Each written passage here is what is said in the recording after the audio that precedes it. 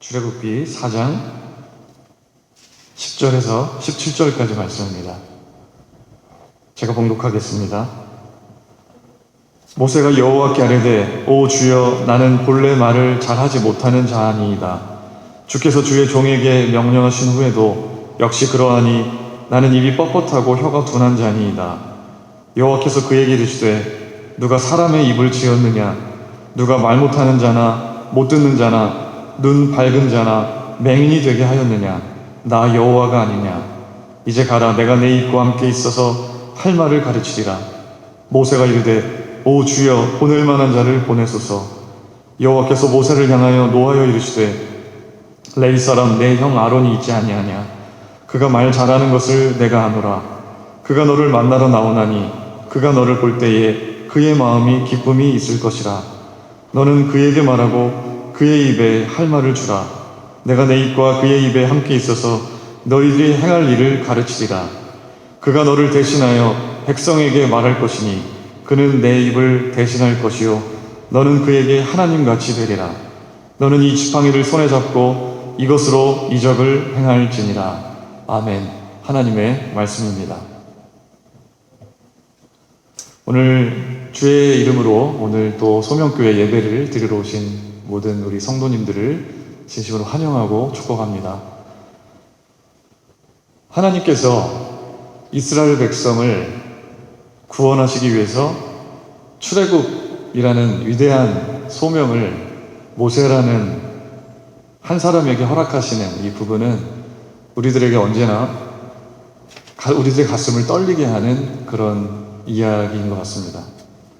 핍박과 압제로 신음하고 고통받던 백성들을 자유케 하시고 적과 꿀이 흐르는 그런 땅으로 인도하시는 하나님의 그 놀라운 구원의 역사가 한 사람에게 주시는 그 부르심으로 인해서 시작되었기 때문에 우리는 이 이야기를 들을 때마다 감동을 받습니다. 이 놀라운 출애굽의 이야기, 한 사람이 구원받는 것이 아니라 한 나라가 구원받고 한 민족이 구원받는 이 한 나라에 버금가는 정말 많은 백성을 구원하시는 이 이야기는 당시 과거의 오래된 역사적 사건으로만 끝나는 것이 아니라 지금까지도 계속해서 이 시대에 많은 백성을 출애굽하시는 그런 하나님의 구원의 사역의 이야기로 우리는 들을 수가 있고, 그래서 이것은 그들의 이야기가 아니라 그들의 이야기일 뿐만 아니라 나의 이야기고 우리들의 이야기로 들려줍니다. 미국의 저명한 흑인 해방신학자인 제임스 콘이라는 분이 계십니다. 이분은 그런 말도 남겼거든요. 예수님은 흑인이다.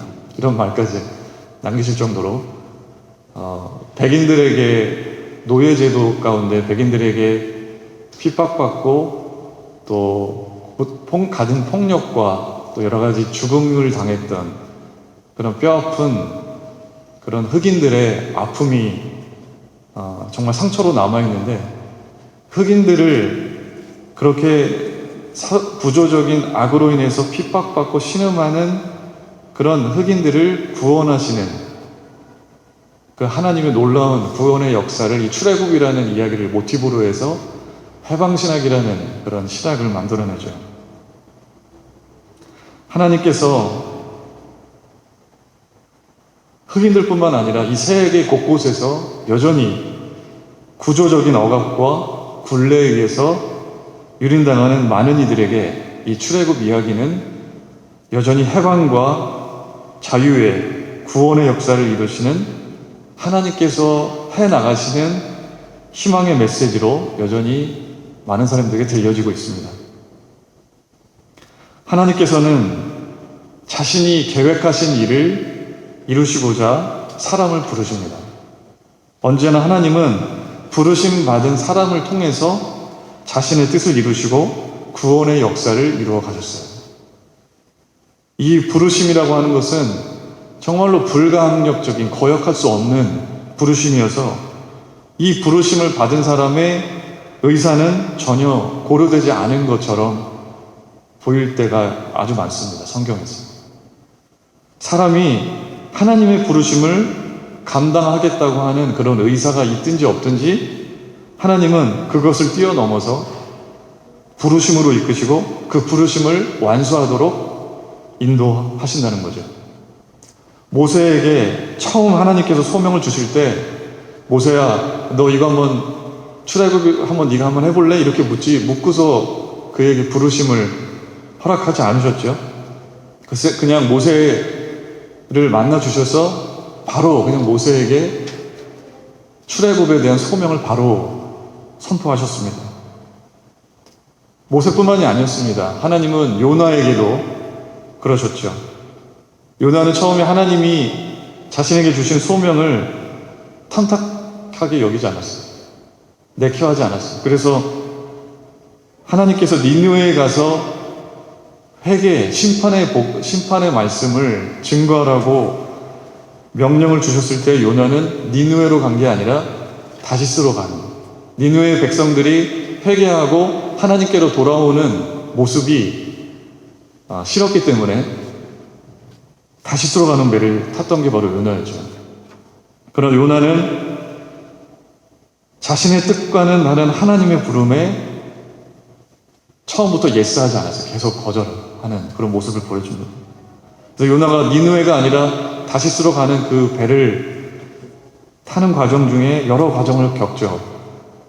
그런 어떤 난파될 위기에 처하면서 물속에 빠지게 되고 물고기 뱃속에 들어가서 거기서 진해한 그런 과정을 통해서 하나님은 요나가 니느웨에서 임박한 하나님의 심판의 말씀을 전할 수 있도록 그렇게 몰고 가셨어요. 비록 요나가 마지못해서 전하는 말씀이었지만 그 말씀을 들은 니느웨 백성들이 하나님께서 그 요나의 아주 미약한 입술을 통해서 말씀을 통해서 니느웨 백성들이 정말 회개하고 하나님께로 돌아오는 일들이 있었던 것을 우리가 요나서를 통해서 보게 됩니다. 하나님께서 정말로 부르시기로 작정을 하시면 그 부르심을 받은 사람은 그것에서 벗어날 수가 없어요. 사도 바울이 어땠습니까? 사실 사도 바울이 주님의 부르심을 받을 때 네가 왜 나를 핍박하느냐, 그 주님의 부르심, 주님과의 만남을 가질 때 사실 사도 바울은 주님을 따르던 사람이 아니라 예수 그리스도를 따르는 사람들을 잡고 죽이려고 하는 그런 사람이었어요. 주님의 부르심이 있을 때 주님의 부르심에 그렇게 제가 응답하겠습니다라고 할 만한 의지가 전혀 없던 사람이 사도 바울이었거든요. 그런데 부활의 주님이 그를 만나주시고 또 눈이 보이지 않았지만 눈이 보이게 되는 그런 기적을 체험하고 이방인에게 복음을 전하는 부르심으로 그래서 나중에는 인도함을 받고 놀랍게 이방인들에게 복음을 전하는 사도 바울의 모습을 우리가 발견하게 됩니다. 하나님의 부르심은 인간의 의사뿐만 아니라 인간이 가진 재능과 능력도 아주 고려하지 않으신 것처럼 보입니다. 세상적으로 볼 때 정말 능력도 부족하고 용기도 없고 약해 보이는 아주 평범한 그런 사람들을 하나님께서는 부르셨습니다. 사사 기드온은 부르심을 받을 때 위대한 사람들에게 들키지 않기 위해서 밀을 포도주 틀에서 타작할 만큼 숨어서 그것을 타작하려고 했던 그런 용기가 없던 사람이었어요. 그런데 여호와의 사자가 기드온에게 나타나서 처음 했던 말은 큰 용사여라고 부르죠. 이 기드온이 이스라엘을 미디안 족속의 손에서 구원하라는 부르심을 받았을 때 그 부르심을 확신할 수가 없었기 때문에 그것을 다시금 점검하기 위해서 양털로 2번씩이나 그렇게 증표를 요구할 만큼 겁과 의심이 많았던 사람이 바로 요나였습니다. 그랬던 그가 하나님께 붙들려서 나중에는 두려움 없이 이스라엘을 미디안의 손에서 건져내는 위대한 사명을 감당해내게 됩니다. 하나님께서 비록 부르심 받은 사람이 연약하고 무엇 하나 내살 것 없어 보여도 하나님께서 함께 하시고 그를 붙드시고 그가 주님의 능력에 붙잡혔을 때 하나님께서 놀랍게 그를 통해서 역사하시는 장면들을 우리는 성경을 통해서 많이 목격하게 됩니다. 우리가 모세를 기억할 때 이스라엘 민족에게 가장 위대한 영적인 지도자요, 선지자요, 하나님의 얼굴을 직접 보는 영광을 보았던, 세상에서 모세와 같이 온유한 사람을 찾아볼 수 없을 만큼 훌륭한 사람으로 기억하지만 부르심 받을 때의 모세의 모습은 그렇게 결코 존경받을 만한 아름다운 그런 모습이 아니었어요.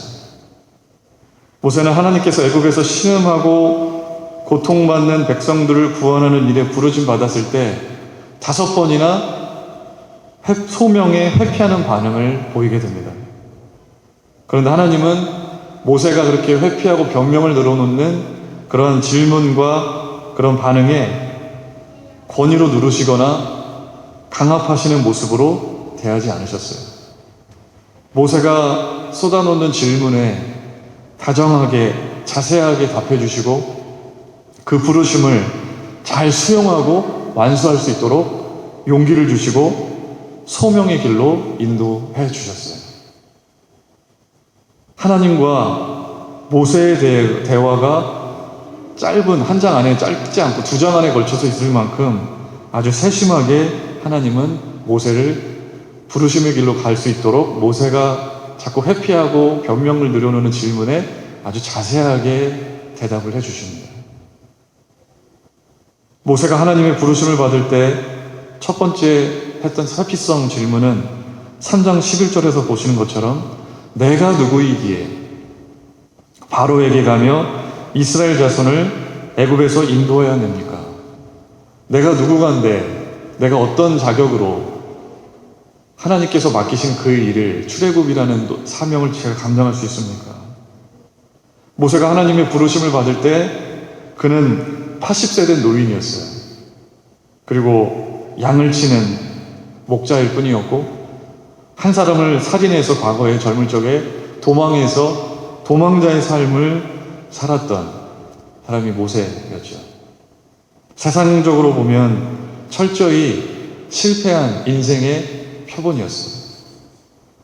모세는 자신이 처한 처지를 통해서 자신이 이렇게 살아가는 양치기로 살아가기 때문에 도망자였기 때문에 그 처지를 통해서 자신을 인식했어요. 그런 와중에 하나님의 부르심은 그에게 너무나도 의외였던 거죠. 내가 누구이기에 그 놀라운 사명을 감당할 수 있습니까? 진정한 신앙을 가진 사람의 정체성은 하나님의 부르심에서 발견됩니다. 하나님의 부르시는 그 소명의 자리를 통해서 진정한 내가 누구인지를 발견하게 되는 거예요. 세상에서 내가 어떤 위치, 지금까지 해왔던 어떤 여러 가지 업적들, 하다못해 내가 생각하는 나 자신이 내가 아닐지 몰라요.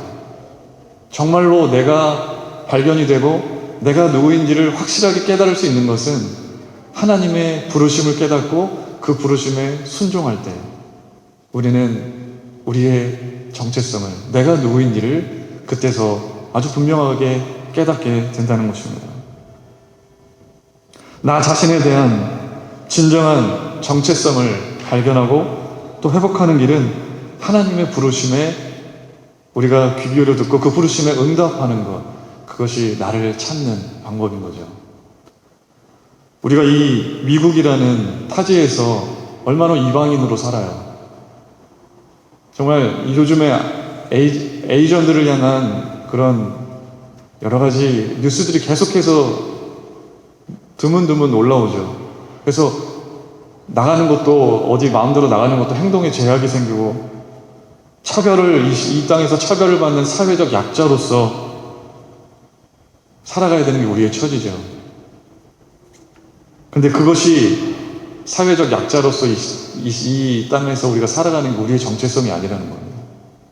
비록 이러한 모든 것들이 우리가 안고 가야 하는 것이고 그렇게 만드는 구조를 우리가 바꿔나가려고 운동도 하고 해야 되겠지만, 정말로 진정한 우리의 정체성은 하나님께 부르심 받은 사람, 하나님의 부르심에 응답하고 그 부르심에 순종하는 사람이 우리의 정체성이 되어야 한다는 것입니다.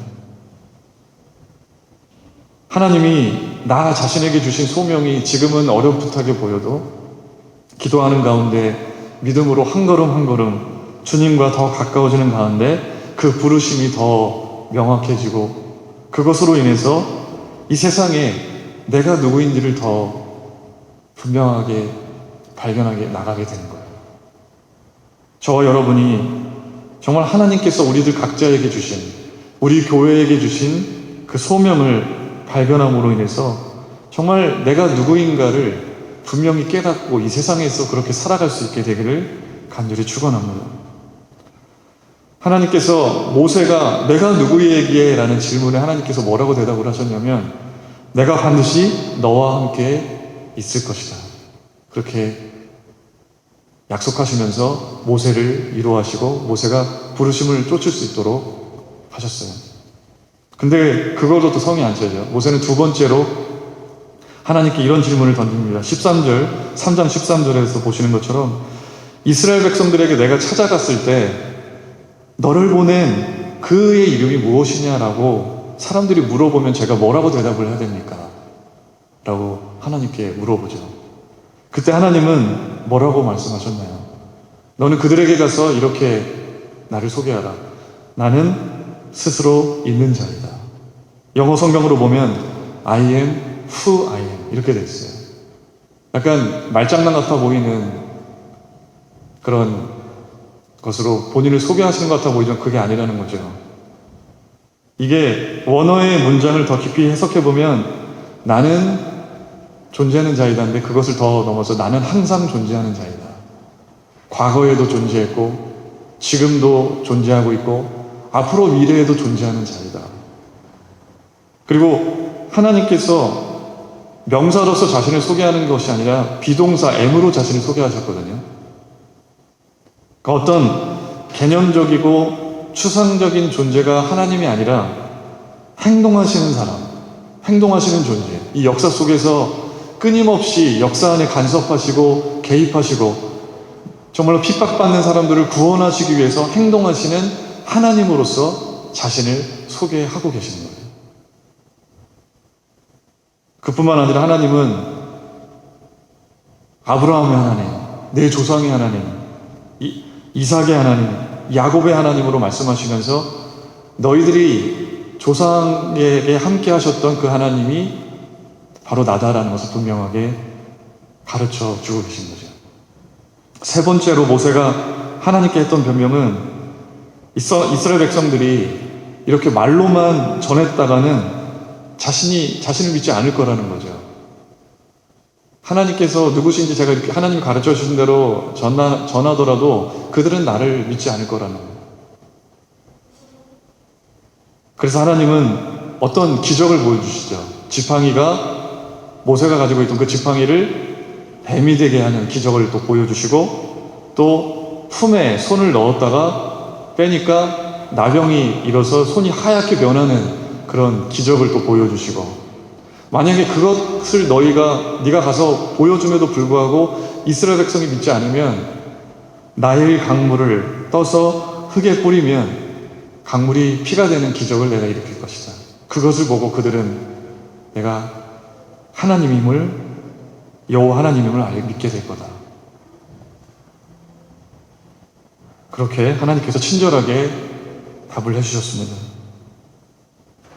근데 이런 기적을 하나님께서 보여주셨는데도 불구하고 하나님의 부르심을 이제는 받아들일 만한데도 또 자신의 자격 없음을 토로하면서 하나님의 부르심을 거절하려고 또 변명하는 모습을 보게 됩니다. 오늘 본문 10절 말씀에 이렇게 모세가 말하죠.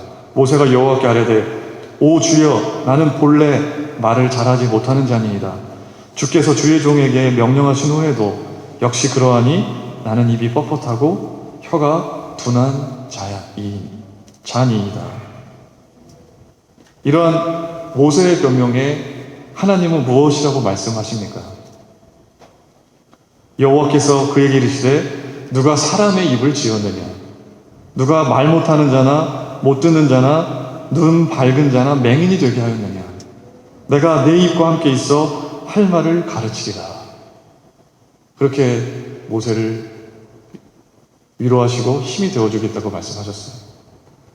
인간적인 관점에서 보면 하나님께서 맡기신 메신저로서의 그 사명을 말을 잘하는 사람이 설득력도 있고 무언가 메시지를 전하는 사람으로서 더 유리할 것이라고 생각하기가 쉽죠. 그런데 하나님의 역사는 인간의 어눌한 말일지언정 하나님께서 그 입술에 함께 하실 때 놀라운 역사를 이루신다는 것입니다. 하나님께서 역사하실 때 인간의 연약함은 결코 방해가 되지 않는다는 것이죠. 유명한 순회 선교자인 무디 목사님이 한번 부흥회를 인도하실 일이 있으셨어요. 상류 계급들로, 런던의 한 극장 안에서 상류 계층의 사람들로 구성된 그런 회중이 모인 그 극장 안에서 부흥회를 가진 적이 있었습니다. 거기에는 왕가의 사람들도 참여하고 귀부인들도 참여하는 그런 부흥회였어요. 무디 목사님이 그곳에서 설교를 시작하기 전에 성경 본문을 읽기 위해서 성경을 펼쳤어요. 누가복음 4장 27절의 말씀인데 그 구절 중에 또 선지자 엘리사라는 글귀가 있는데 그 글귀를 읽을 때 엘리사라는 발음이 자꾸 꼬이는 거예요. 발음을 제대로 하지 못하고 더듬거렸어요. 그래서 처음부터 다시 읽으려고 하는데 엘리사라는 단어에서 또 자꾸 말이 어눌하게 더듬거려지고 그냥 성경 본문을 안 읽을 수는 없잖아요. 왜 그런지 모르겠지만 그 무디 목사님이 자꾸 이 엘리사라는 말에서 제대로 발음을 할 수 없었어요. 3번째 시도를 해봤는데 그래도 안 되는 거예요. 그래서 마침내 성경을 덮고 하늘을 올려다보면서 회중들이 듣는 가운데 오 하나님, 이 사람들에게 그리스도의 십자가를 전할 때에 이 어눌한 혀를 써 주십시오 라고 기도했어요. 그리고 나서 설교를 시작했습니다.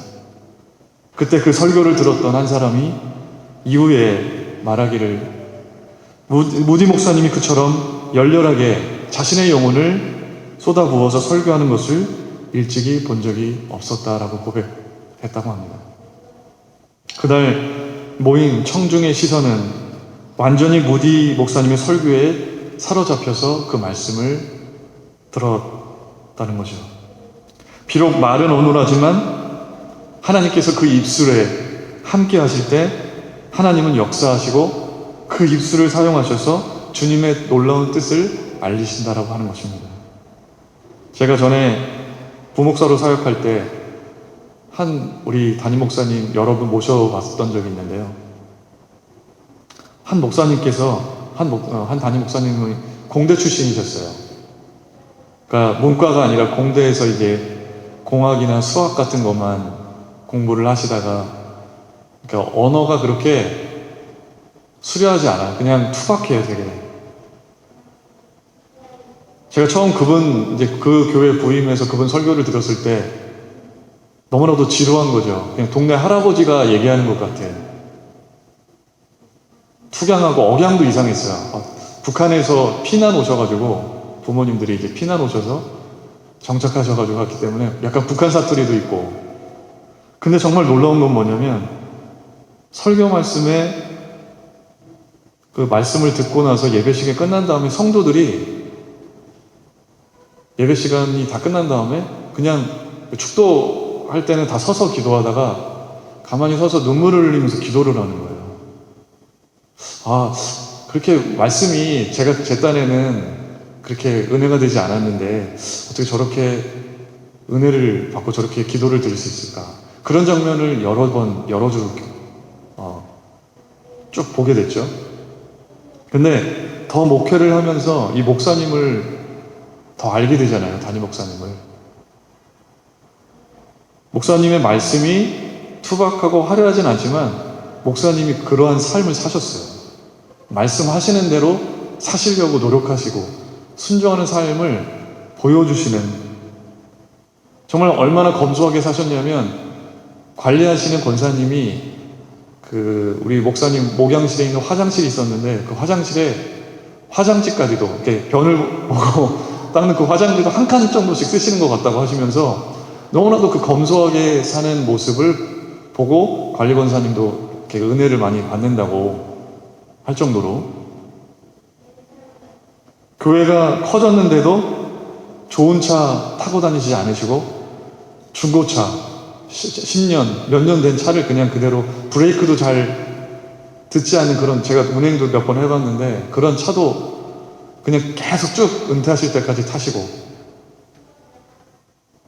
주일 말씀을 준비하시기 위해서 개척교회 하실 때부터 말씀을 어떻게 준비하셨냐면 이제 주일이 되기 전에 토요일 날 철야를 매 계속 하셨대요. 철야 기도를 하고 기도를 하면서 주일 말씀을 준비하신 거죠. 그리고 이제 저도 이제 목회를 하면서 목사님 목양실에 계신 거 보잖아요.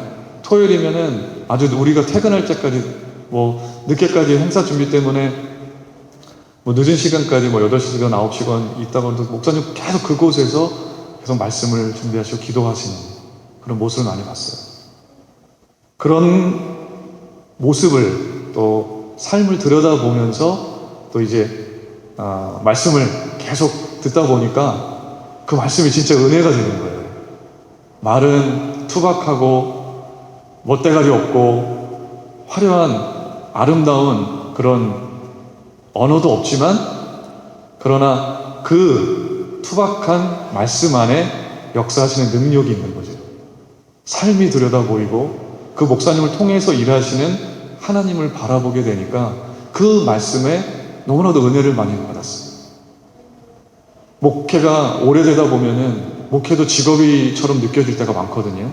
일처럼 여겨지고 행정 일 많이 하다 보면은 마음이 많이 메마를 때가 있었어요. 근데 그 교회 부임하고 나서 목사님 주시는 그 말씀을 통해서 은혜를 받아가지고 정말로 그 사역들을 기쁨으로 잘 감당했던 그런 저의 경험이 있습니다. 큰 그 목사님의 말씀은 어눌하지만 투박했지만 하나님께서 함께 하시고 그 입술에 함께 하셔서 말씀을 전해주실 때 성도들이 그렇게 다 은혜를 받는 거예요. 뜨겁게 기도하고. 사도 바울도 그가 비록 서신서에서 우리가 보는 것처럼 글을 잘 쓰는 사람으로 우리들에게 보여지지만 사도 바울은 말이 어눌했다고 그러죠. 학자들에 의하면. 그래서 서신서에 보면 대적자들이 사도 바울을 공격했기 때문에 사도 바울이 변호하는 내용을 유추해 보면 대적자들이 사도 바울을 말이 어눌한 사람으로 공격했기 때문에 말할 수밖에 없었던, 변호할 수밖에 없었던 사도 바울의 그런 고백이 나와요. 근데 하나님은 사도 바울의 사역을 통해서 많은 이방인들을 주님께로 돌아오게 하는 그런 이방인의 놀라운 사도로 쓰임을 받게 되죠. 그 고린도전서 4장 20절에 그래서 사도 바울은 이렇게 고백을 하죠. 하나님의 나라는 말에 있지 아니하고 오직 능력에 있습니다. 말의 유창함과 화려하고 아름다운 언변으로 역사하시는 것이 아니라 하나님의 임재가 있고 하나님의 능력이 임할 때 그 입술을 통해서 투박해 할지라도 그것을 통해서 하나님의 나라가 임할 수 있다는 것입니다. 말뿐이겠습니까? 비록 우리가 어느 구석 잘난 것 없어 보이고 약점투성이고 부족해 보이지만 건강하지 않지만 나이가 어느덧 이제는 젊은 사람들에 비해서 이제 기력이 딸려지는 나이가 돼가지만 젊지 않아도 우리가 하나님께 붙들리면 주님이 우리와 함께 하시면 우리가 주님의 소명을 온전히 받고 순종할 때 하나님은 우리를 통해서 역사하신다는 것입니다. 하나님께서 이렇게 하셨음에도 불구하고 모세는 또 부르심에 예스하지 않아요. 모세가 했던 5번째 마지막 회피성 발언은 오늘 본문 13절 말씀에서 보시는 것처럼 오 주여 보낼 만한 자를 보내소서. 하나님께서 기적도 보여주시고 자신의 이름도 계시해 주시고 다 해주셨음에도 불구하고 보낼 만한 사람을 보내소서. 이제는 하나님께서 화가 나셨어요. 진노하셨어요. 14절에 보니까 여호와께서 모세를 향하여 노하셨다라고 기록해 놓았어요. 우리가 생각할 때도 하나님이 저 정도까지 해주셨는데 기적도 보여주시고 하셨는데 부르심에 순종해야 되는 거 아니야? 라고 생각할 수가 있어요. 근데 막상 우리에게 모세와 같은 그런 거룩한 부르심으로 부르시는 그 하나님의 요청이 있을 때 우리도 그러기 쉽다는, 모세처럼 그렇게 회피하기 쉽다라는 거예요. 막상 하나님의 부르심이 있을 때 나의 기대와 뜻에 어긋나면 이 핑계 저 핑계에 대해서 나는 능력이 없지, 나는 아무것도 못해, 내가 뭘 할 수 있겠어, 그런 모세처럼 변명하는 것이 우리들의 모습일 수 있다는 거예요. 보낼 만한 자를 보내소서 라고 했는데 사실 보내실 만한 자격이 있기 때문에 보냄을 받은 사람이 얼마나 많이 있겠어요. 만약 자격이 돼서 하나님의 부르심을 받을 수 있다면 아무도 그 부르심에 자격이 되는 사람은 없을 거예요. 비록 그럴 만한 자격은 되지 않지만 주권적인 하나님의 부르심, 그 부르심은 사람을 일으켜 세우시고 용기를 주시고 연약하지만 동행하셔서 능력을 주시고 그 일을 할 수 있도록 인도하시는 부르심이 바로 하나님의 부르심이라는 것입니다. 그래서 하나님의 부르심에 우리가 제가 제 힘으로 할 수 있어요 자신 있게 말하는 것도 교만이지만 하나님이 부르셨을 때 저는 자격이 안 되기 때문에 할 수 없어요 라고 끝까지 거절하는 것도 잘못된 거라는 거예요. 내 힘으로는 할 수 없지만 하나님이 함께 하시기 때문에 주님이 저를 통해서 일하실 줄 믿습니다 라고 그 부르심에 응답하는 것, 그것이 우리들의 부르심의 반응이어야 한다는 것입니다. 보내시려고 작정하셨기 때문에 보내시는 것이, 보낼 만한 자격이 있기 때문에 하나님께서 우리를 보내시는 게 아니에요. 하나님은 5번째 끝까지 회피로 일관하던 모세에게 노하셨지만 그래도 또 형 아론을 동역자로 붙여주시고 그와 함께 일할 수 있도록 도와주셨어요. 하나님은 어떻게든 주님의 일을 하실 수 있도록 끝까지 도와주시는 분이세요. 17절에서 하나님은 모세가 평소에 지니고 있던 지팡이를 손에 잡고 이것으로 이적을 행하라고 말씀하셨어요. 지팡이는 과거에는 모세가 양을 치던 양을 모는 평범한 도구였지만 그것이 하나님의 손에 붙잡혔을 때 그 지팡이를 통해서 놀라운, 비록 재앙이지만 그 재앙을 통해서 하나님의 능력이 나타나게 하는 그런 도구가 되고 깊은 홍해를 가르는 그런 역할을 하는 도구가 되고 반석 위에 물을 내는 하나님의 놀라운 능력을 나타내는 도구가 되었어요. 우리들도 지팡이와 같이 평범하고 별 볼 일 없고 약한 존재들이지만 하나님의 붙잡힌 존재가 되고 하나님의 부르심을 이루어드리는 도구가 될 때 하나님은 지팡이와 같은 우리를 통하여 하나님의 큰 역사를 이루실 줄 믿습니다. 우리 소명교회 이름이 또 바로 소명 부르심이죠. 우리 소명교회가 정말로 이 어려운 시대에 코로나로 여러 상황으로 어려운 상황에 정말 우리가 하나님께로 붙들려서 하나님께서 주신 소명을 아름답게 이루어드리는 하나님의 능력의 도구로 쓰임받는 우리 소명교회가 되기를, 그리고 여러분 한 사람 한 사람이 되기를 주님의 이름으로 간절히 축원합니다. 함께 기도하시겠습니다. 사랑의 하나님 감사합니다. 오늘 출애굽기 또 하나님께서 모세를 부르시는 그 귀한 과정을 통해서 우리가 다시금 하나님께서 우리들에게 주시는 부르심을 다시 생각하게 하시니 감사드립니다. 하나님, 주님께서 우리들에게 부르심을 허락하실 때 우리들이 내가 할 수 있습니다라는 그런 교만한 태도가 아니라 또 나는 자격이 없기 때문에 저는 못합니다라고 하는 거부가 아니라 나는 약하고 부족하지만 그러나 하나님은 나를 통해서 일하심을 믿고 나아갑니다. 주님 저를 사용하여 주시옵소서라고 하는 겸손한 마음으로 부르심에 응답하는 우리의 믿음이 되게 하여 주시옵소서. 내가 이 시대에, 우리가 이 시대에 정말로 우리 자신이 누구인지를 발견하는 길은 하나님의 부르심을 듣고 응답하는 길에 있음을 믿습니다. 하나님, 우리들이 정말 그 부르심에 응답함으로 인해서 세상 가운데 많은 이들에게 하나님의 희망의 복음을, 하나님의 그 소망의 메시지를 전할 수 있는 귀한 메신저로 우리들을 삼아 주시옵소서. 예수님의 이름으로 기도드립니다. 아멘.